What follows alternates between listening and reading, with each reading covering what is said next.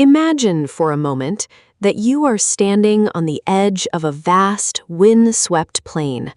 The year is 1206. Above you, the sky is an endless, piercing blue, and beneath your feet, the grass stretches toward a horizon that feels like the end of the world. There is a silence here, broken only by the whistling wind. But then, a low rumble begins. It starts as a vibration in the soles of your boots, a rhythmic thrumming that grows into a deafening roar. From over the crest of a hill, a dark wave appears. It isn't water, and it isn't a storm. It is a wall of horses and men, a tide of iron and leather, moving with a precision that defies the chaos of the wild. These are the horsemen of the steppe, and within a single lifetime, they will do the impossible. They will seize the throat of the world and refuse to let go until every kingdom from the Pacific Ocean to the gates of Central Europe bows before them. Welcome back to the channel, where today we are diving into one of the most staggering, terrifying, and ultimately mysterious chapters in human history. We are talking about an empire that didn't just win wars, it rewrote the DNA of civilization itself. At its peak, this juggernaut covered over 9 million square miles. To put that into perspective, imagine the United States, Canada, and Mexico combined, then double it. They controlled the Silk Road, dictated the fate of popes and caliphs, and created a period of global peace so profound it was nicknamed the Pax Mongolica. But then, almost as quickly as they arrived, they were gone. The unified front shattered. The cities they built were reclaimed by the sands, and the terrifying shadow they cast over the world seemed to evaporate into the mists of time. How does the largest contiguous land empire in history simply vanish? How did a group of nomadic tribesmen, who possessed no cities, no written language, and no heavy industry, manage to outmaneuver the greatest military minds of China, Persia, and Europe? Today, we are unearthing the rise and the silent fall of the Mongol Empire. To understand the end, we have to understand the beginning, and that beginning is forged in blood and ice. Before they were the masters of the world, they were nothing more than scattered, feuding clans in the harsh wilderness of northern Asia. Life on the Mongolian steppe was a brutal, daily calculation of survival. If the cold didn't kill you, a rival tribe would. There was no concept of a Mongol nation. There were only the Merkits, the Tatars, the Naimans, and the Karaites, groups that spent more time stealing each other's livestock and kidnapping each other's wives than looking toward the horizon. In this world of perpetual violence, a boy named Temujin was born. His story sounds like the stuff of dark folklore. His father was poisoned by rivals when he was just a child. His own tribe abandoned his family, leaving his mother to forage for roots and rodents just to keep her children alive. Temujin grew up in the shadow of betrayal, learning early on that in this world, the only thing that mattered was loyalty and the strength to enforce it. By the time he reached adulthood, he hadn't just survived. He had begun to do something no one had ever done before. He wasn't just raiding, he was unifying. He was breaking the old tribal bloodlines and replacing them with a meritocracy. If you were a good soldier, you rose in rank, regardless of who your father was. By 1206, the disparate tribes of the steppe knelt before him and gave him a title that still chills the blood 8 centuries later: Genghis Khan, the universal ruler. But Genghis knew that a nation born of war could only stay united if it had a common enemy. He turned his eyes outward, toward the sedentary civilizations that looked down upon the nomads as barbarians. The world at that time had no idea what was coming. China was a collection of sophisticated, wealthy dynasties protected by massive walls and even more massive armies. To the west, the Islamic world was in a golden age of science, philosophy, and military might. Europe was a patchwork of feudal kingdoms, thick with armored knights and stone fortresses. On paper, the Mongols should have been a footnote, a nuisance at best. They had no siege engines, no infantry, and no navy. But what they had was the horse. The Mongol horse was small, sturdy, and capable of surviving on nothing but the scrub grass of the plains. Every Mongol soldier traveled with a string of 5 or 6 horses, allowing them to cover distances that would have killed a traditional army. They were the first truly mobile strike force in history. While a European army might march 15 miles a day, the Mongols could cover 100. They were ghosts. They would appear out of a blizzard, strike with devastating precision, and vanish back into the wilderness before the enemy could even sound the alarm. Their weapon of choice was the composite bow, a masterpiece of ancient engineering made of horn, wood, and sinew. It had a draw weight that would snap a modern man's arm and a range that outclassed anything the civilized world possessed. A Mongol archer could hit a bird in flight while galloping at full speed. Firing his arrow at the exact moment all 4 of his horse's hooves were off the ground to ensure a steady shot. When Genghis Khan finally moved against the Jin Dynasty in China, the world watched in horror. The barbarians didn't just raid the borders, they bypassed the Great Wall and laid siege to cities that were thought to be impregnable. They learned. That was the secret of the Mongol success. They were the ultimate students. When they encountered a wall they couldn't climb, they captured Chinese engineers and forced them to build catapults. When they encountered a river they couldn't cross, they built bridges. They adapted, evolved, and consumed everything in their path. By the time Genghis Khan died in 1227, he had conquered more territory than the Roman Empire did in 400 years. But the conquest was just the beginning. The empire he left behind was a paradox. It was built on a foundation of unimaginable slaughter. Entire cities were leveled, their populations put to the sword as a warning to the next town.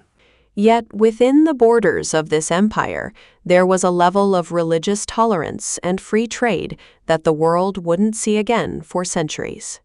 You could walk from one end of Asia to the other with a gold plate on your head and never be harmed, provided you paid your taxes to the Khan. But this is where the mystery deepens. How does a machine built for constant expansion survive when it reaches the edges of the map? How does a culture rooted in the nomadic lifestyle govern a world of cities? As the empire passed to Genghis's sons and grandsons, the most famous being Kublai Khan, the cracks began to show. The very vastness that made them powerful became their greatest weakness. The message of a revolution can travel fast, but the decree of an emperor takes months to cross a continent. The Mongol Empire was like a supernova, a star that burns so bright and so fast that its own gravity eventually tears it apart. In the coming chapters of this story, we're going to look at the pivotal moments where the unbeatable Mongols finally met their match. Not just in battle, but in the slow, creeping rot of bureaucracy and the invisible killer that no bow could shoot down, the Black Death. We often think of history as a slow crawl of progress, but the Mongols prove that it can be a lightning strike. They connected the East and the West, bringing gunpowder, printing, and the compass to Europe, effectively sparking the Renaissance. And then they retreated back into the steppe, leaving behind ruins and legends. Why did they leave? Why didn't they stay and build a lasting global state? To find out, we have to look closer at the moment the Great Khanate began to bleed. We have to look at the Palace of Xanadu, the bloody fields of Hungary, and the humid jungles of Vietnam, where the invincible horsemen finally found the limits of their power. This is the story of the empire that owned the earth and then gave it back. The limits of Mongol power were not defined by the strength of their enemies, but by the very earth itself. For decades, the world believed the Mongol horsemen were a force of nature, an unstoppable tide of silk and steel. But as the empire stretched to its breaking point, the geography of the planet began to fight back. In the humid, mosquito-infested jungles of Vietnam, the Mongol cavalry found their horses rotting from tropical diseases and their composite bows unstringing in the damp heat. In the rugged mountains of Java, the sheer logistical nightmare of naval warfare proved that the sons of the steppe were never meant for the sea. And then there was Japan. Twice the Great Khan sent armadas that would have dwarfed the Spanish Armada centuries later. And twice the kamikaze, the divine wind, shattered their ships against the rocks. The gods of the sea and the forest had drawn a line in the sand, and for the first time, the Mongols could not cross it. Yet the true collapse didn't happen on a battlefield. It happened in the heart of the Khan. The Mongol Empire was a machine built for expansion. It was a bicycle that stayed upright only as long as the pedals were turning. When the expansion stopped, the machine began to rattle. The vast distance between the capital in Xanadu and the frontiers of the Golden Horde in Russia meant that a decree from the Great Khan could take months to arrive. By the time it did, the local governors had already developed their own interests, their own languages, and their own gods. The empire began to fracture into 4 distinct khanates: the Yuan dynasty in China, the Golden Horde in Russia, the Il Khanate in Persia, and the Chagatai Khanate in Central Asia. They were siblings who no longer spoke the same tongue. In China, Kublai Khan became more of a Chinese emperor than a Mongol warlord, surrounding himself with Confucian scholars and the luxuries of the Forbidden City. In Persia, the Mongols converted to Islam, trading their nomadic tents for the blue-tiled mosques of Isfahan. They didn't just rule these lands. They were swallowed by them. The conquerors were eventually conquered by the cultures they had enslaved. The Mongol identity, once as sharp as a scimitar, began to dull in the hearth of civilization. Then came the silent killer, the one enemy no arrow could pierce. The Pax Mongolica, the great era of Mongol peace, had opened the Silk Road like never before. Goods, ideas, and people flowed from Shanghai to Venice. But along those same trade routes, tucked away in the saddlebags of merchants and the fur of rats, traveled the Yersinia pestis, the Black Death. The very connectivity the Mongols had created became the highway for their destruction. As the plague decimated populations from the Yangtze to the Thames, the administrative structures of the khanates crumbled. Trade stopped. Taxes went uncollected. The arteries of the empire were severed, and the Great Khanate began to bleed out in the dark. By the mid-14th century, the Empire of the Steppe was a ghost of its former self. In China, a peasant revolt led by the Ming overthrew the Yuan. In Russia, the princes of Moscow stopped paying tribute and began the long process of pushing the Golden Horde back into the wilderness. In the Middle East, the Il Khanate simply evaporated into a series of smaller, warring states. One by one, the lamps of the Mongol world went out. The warriors who had once dictated the fate of half the human race packed their tents, rounded up their remaining horses, and rode back into the silence of the Mongolian plateau. They left behind no great cathedrals of their own, no enduring stone cities that bore their name, and no holy books. But did they truly vanish? Look closer at the world around you today. The Mongols didn't just destroy, they reshaped the DNA of our civilization. They were the first to implement a global postal system, the Yam, which allowed messages to travel across continents in days. They pioneered the use of paper money and the concept of diplomatic immunity. They moved engineers from China to Persia and doctors from Baghdad to Beijing, creating a cross-pollination of science and technology that paved the way for the Renaissance. The gunpowder that would eventually end the era of knights and castles was a Chinese invention brought to the gates of Europe by Mongol siege engineers. The modern world was forged in the fire of the Mongol conquests. The story of the Mongol Empire is a sobering reminder of the transience of power. They rose like a thunderstorm over the horizon, terrified the world into submission, and then dissipated as quickly as they had arrived.